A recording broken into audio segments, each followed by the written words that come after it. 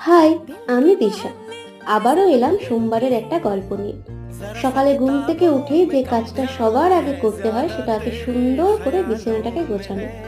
আর বিছানা গোছাতে গোছাতে জানালা দিয়ে দেখি এনাদের আগমন ঘটেছে। প্রায় আসে এরা, তবে আজ এরা সদলবলে এসেছে। আর এক গাছ থেকে আরেক গাছ লাফালাফি করছে।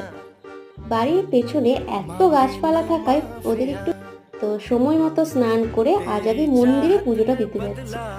বৃষ্টির কারণে মন্দিরের চারিপাশটা এখন কিন্তু একেবারে সবুজে পরিপূর্ণ হয়ে রয়েছে। আর প্রত্যেকবারের মতোই কিন্তু মা আর আমি দুজন মিলে পুজো দিতে এসেছি।